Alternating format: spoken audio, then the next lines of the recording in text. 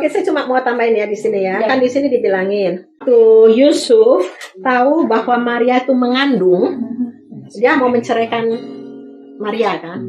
Sebab itu kan masuk akal. Sebabnya waktu Maria dikasih tahu sama si malaikat Gabriel, ini kita bisa baca di Lukas kan, pasti kalian juga. Kan dia pergi ke saudaranya Elizabeth 3 bulan. Jadi kan lakinya mikir ini pergi jalan-jalan 3 bulan balik-balik hamil. Kan masuk akal kan ibaratnya. Tapi di sini dibilang Yusuf itu orang yang tulus hatinya. Kalau di NIV dibilangin bahwa Yusuf itu a righteous man. Ya. Kalian tahu nggak apa artinya righteous? Benar. Ya, benar. Jadi apa bedanya righteous and justice? Hukum. Ya, pintar loh si Atet. Kalau orang khotbah Atet lagi dengerin ini benar salah ya? Ya, kalau righteousness itu mempunyai hubungan yang benar dengan Tuhan. Kalau justice itu mempunyai hubungan benar dengan manusia. Ya. Jadi makanya kayak Billy Graham, waktu itu saya dengar dia saben kali kan baca firman Tuhan. Tapi tiap hari dia baca 5 pasal dari Mazmur. Mazmur itu kan lagi ngomongin hubungan kita dengan Tuhan. Tapi 1 pasal Amsal, itu hubungan kita dengan manusia. Selalu dia berbuat gitu. Jadi dalam sebulan itu kelar kan Mazmur 150. Amsal 31 kan ya, tambah 1 lah, bisa tambahin 1. Jadi itu kita tuh mesti tahu bahwa Tuhan juga akan bilang kasihlah Tuhan Allahmu dan sesamamu manusia. Jadi emang hubungan kita dengan Tuhan harus baik, tapi harus dari itu kelihatan dengan manusianya baik. Kalau orang mau bilang oh saya kenal Tuhan, tapi hubungan dengan manusia jelek, itu kosong kosong. Orang-orang masih ingat ya. Oke, jadi ini kita ngelihat horizontal dulu baru vertikal ya. Vertikal kan? Ini vertikal ya. Makanya vertikalnya lebih panjang kan, salib lebih panjang ya. Horizontal. Kalau ininya beres. Tapi kalau ininya beres, belum tentu ininya beres ya. Jadi kayak orang yang bilang kan, the will of God is always good, tapi good itu belum tentu will of God. Ya kan? Kadang-kadang. Nah, di sini dibilangkan, tapi dia tulus hati, maka dia tidak mau mencemarkan istrinya. Itu ketahuan. Kan orang suka kalau sakit hati, biasanya yang saya perhatiin ya, kalau lakinya tuh berbuat serong, perempuan biasanya masih bisa terima. Tapi kok perempuan berbuat serong, waduh.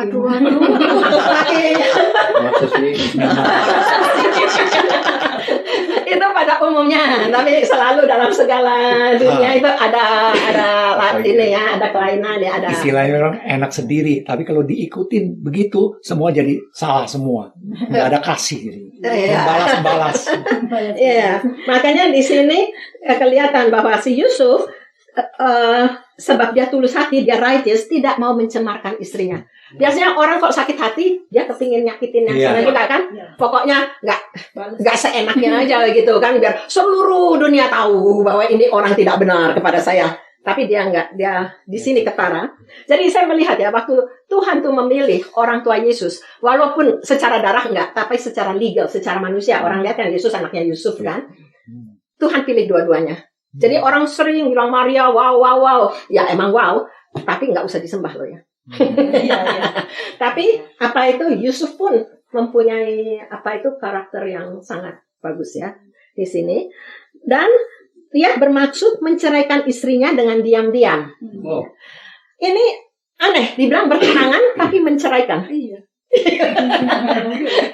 Sebab zaman dulu itu orang itu kok bertunangan. Salah satu mengapa itu sebabnya? Sebab mau dilihat perempuannya itu genah enggak? Ngerti enggak sih genah? Enggak ngerti.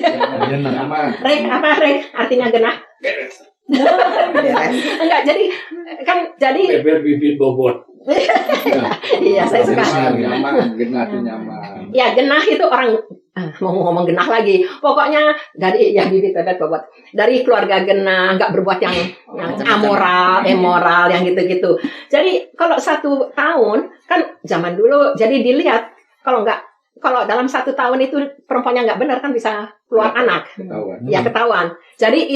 Jadi tapi kalau orang udah tunangan, itu udah kayak suami istri sebetulnya. Ini cuma kayak masa dicek gitu. benar enggak, genah enggaknya. Ya, jadi ya saya sampai ingat waktu itu saya ngomong jaim. Ya, semua orang tahu kan jaim kan. Tapi si David Suyitno, saya belajar baru jaim. Jaga image. Kan waktu itu Pak Sujo, ingat gak bilang, kalau image itu apa yang orang sangka tentang kamu. Tapi integritas adalah siapakah kamu sebenarnya. Tapi manusia seringnya jaim ya. Integritasnya nggak dipeduliin, tapi jaimnya jaga yang image, nomor satu ya, jaga image ya.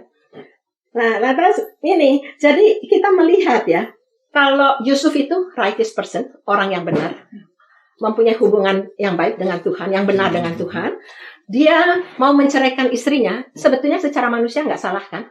Emang sebabnya istrinya hamil ceritanya.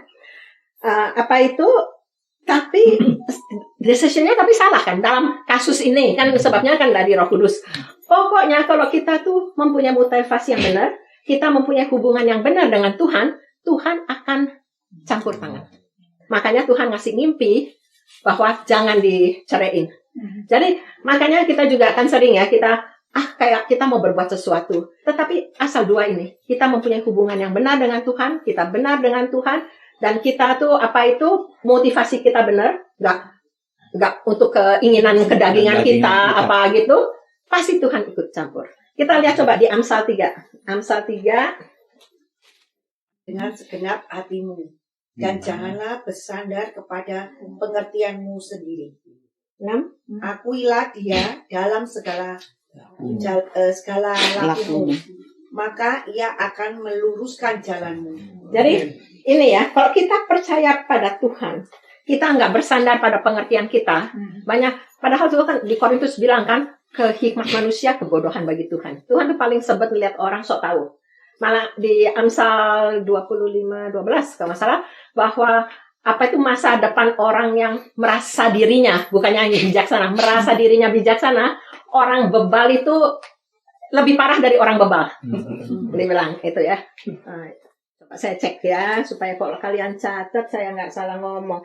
Ingatnya saya 26:12. Coba Amsal 26:12. Jika engkau melihat orang yang menganggap dirinya bijaksana, bukan yang bijaksana loh, yang menganggap dirinya bijaksana, harapan bagi orang bebal lebih banyak daripada bagi orang itu. Oke, kita lagi, jadi jangan kita tuh sok tahu, kita sangka kita lebih pinter, makanya kita tuh selalu firman Tuhan, sebab firman Tuhan itu yang paling benar, paling pinter, ultimate kebenaran. Ya.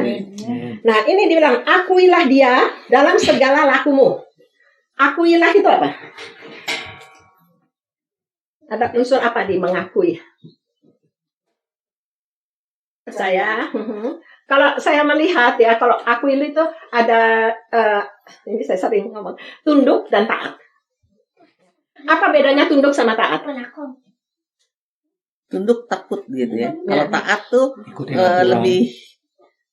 lebih maksudnya kalau taat tuh ikuti peraturan. Tunduk cuma takut aja. Iya, kalau tunduk itu dalam hati. Kan bilang istri tunduk kepada suami dalam hati. Tapi taat. Kalau taat dalam perbuatan. Ya. Jadi emang kita kalau lihat ya firman Tuhan itu sekarang ya, hati dan perbuatan itu berjalan beriringan. Kalau kita ngelihat 10 perintah Allah, 1 dan 10 itu bicara hati kan, jangan menyembah Tuhan, jangan ngiri. Tapi yang 2 sampai 9 itu perbuatan kan. Jangan jangan mencuri, jangan apa, itu kan benar perbuatan. Jadi hati dan perbuatan itu berjalan sejajar ya. Jadi saya ngeliat tadi balik lagi ke Yusuf, asal kita benar-benar mengakui Tuhan, kita percaya pada Tuhan, kita mau bikin keputusan, kalau salah Tuhan pasti ikut campur tangan. Kan dia bilang kan, akuilah dalam segala lakumu, maka ia, yaitu Tuhan yang akan meluruskan jalanmu. Ya. Jadi kalau kita ngotot-ngotot, Tuhan kok nggak ngurus-ngurusin ya, kita boleh mikir, kita ini benar nggak tunduk sama Tuhan atau kita maunya sendiri? Ya, itu kita boleh melihat. Oke, itu tentang itu yang saya belajar sekali. Jadi kita sebagai anak Tuhan nggak usah takut, asal kita mempunyai hati yang benar sama Tuhan, Tuhan ikut yang ini ya. Itu yang pertama. Dan yang kedua ini, sini ada yang Katolik nggak? Hah? Oh ya 2. Oh Katolik. Tapi Katoliknya pintar ya. Bisa pintar. Yes. Oke, ini yang dibilangin. Ini sering saya kalau sama orang Katolik yang dia ributin bahwa Maria itu tetap perawan atau tidak. Itu kan sebab doanya kan Salam Maria tetap perawan kan? Ya. Nah, kalian tahu nggak? Sebetulnya di Bible ini malah ditulis di sini ya. Di Bible ini yang tadi yang terakhir dibilang tetapi Yusuf tidak bersetubuh dengan dia sampai ia melahirkan anaknya. Kalau bilang nggak bersetubuh sampai, berarti sesudah sampai ya bersetubuh kan? Kan gitu. Dan lagi kalau kita lihat ini kalian bisa baca di Matius 13 ayat 55. Ada yang mau baca? Matius 13 ayat 55. Bukankah ia ini anak tukang kayu? Bukankah ibunya bernama Maria dan saudara-saudaranya Yakobus, Yusuf, Simon, dan Yudas? Terus? Ya. Dan bukankah saudara-saudaranya perempuan semuanya ada bersama kita? Jadi dari mana diperolehnya semuanya itu? Oh ya. Jadi di sini jelas sekali bahwa Maria dan Yusuf punya anak ya. Jadi 4 laki-laki, lantas perempuannya saudara-saudara. Jadi at least 2 ya.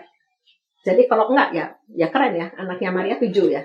Yesus yang Roh Kudus, dari Roh Kudus. Lantas ini kalau kayak kurang di Markus 6 ayat 3 ditulis lagi. Ya, bukankah ia ini tukang kayu, anak Maria, saudara Yakobus, Yoses, Yudas, dan Simon, dan bukankah saudara-saudaranya yang perempuan ada bersama kita? Lalu mereka kecewa dan menolak dia. Ya. Jadi di sini di Bible ditulis sebetulnya Maria dinyatakan tetap perawan itu baru abad ke-6 oleh seorang paus. Jadi emang saya nggak tahu ya. Saya kalau dengar tuh Katolik sering bikin rapat-rapat gitu ya. Lantas paus bikin sekarang mesti gini, sekarang ini. Itu baru abad ke-6. Kalau kalian mau tahu, Islam baru abad ke-7 ada sesudah. Makanya Islam kan pakai Taurat Musa kan, makanya anak-anaknya disunat. Cuma lebih keren kalau Islam perempuan laki ya. Kalau ini kan Tuhan menyuruhnya cuma laki aja ya. Lantas juga haram halal itu semua dari Taurat. Jadi mereka itu sebetulnya Taurat, lantas Mazmur itu kitab sucinya mereka juga, Sabur. Itu lantas Injil juga. Tapi habis itu abad ke-7 baru mulai ada Islam.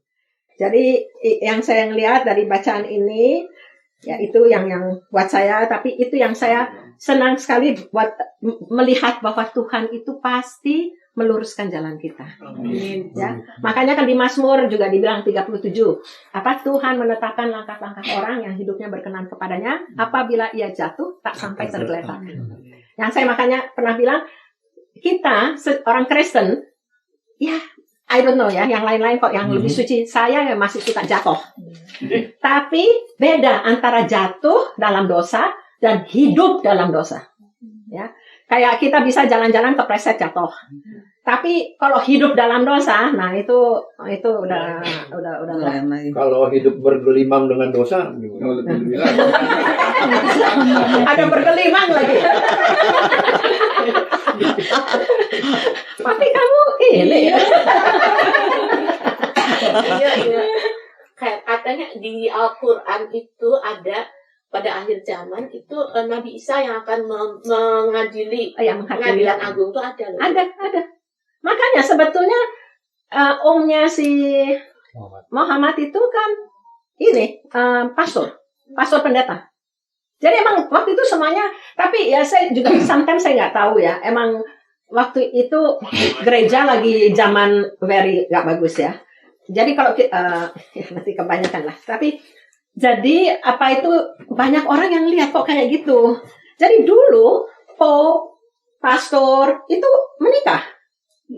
Semua menikah, iya. Coba kamu lihat sejarah. Baru tahun, kayaknya ingatnya saya waktu 1000.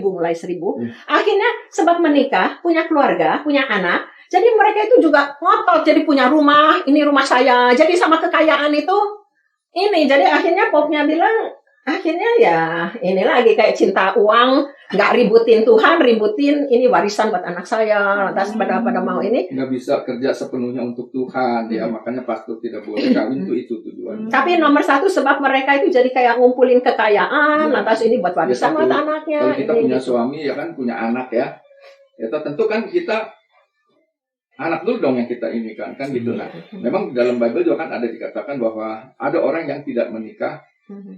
Ya kan? Nah itu karena dia tujuannya untuk menyembah kepada Tuhan. Nah ini pastor ini lah. Tapi sebab pendeta juga nikah. Pendeta boleh nikah dong. Iya. Loh iya, emang pastor dulu nikah. Oh dulu ya nikah.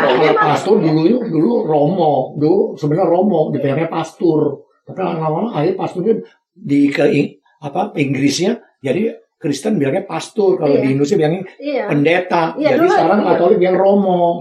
Tapi kalau kita lihat lagi sama yang besar-besar kayak Buddha, dia kan nggak kawin juga. Bokso. Nggak kawin dia. Romo nggak kawin. Kenapa Kristen kawin? Tapi Romo itu nggak kawin sesudah abad ke-10. Abad 10. Sebetulnya ini loh di ini banyak sejarah gereja. I don't know.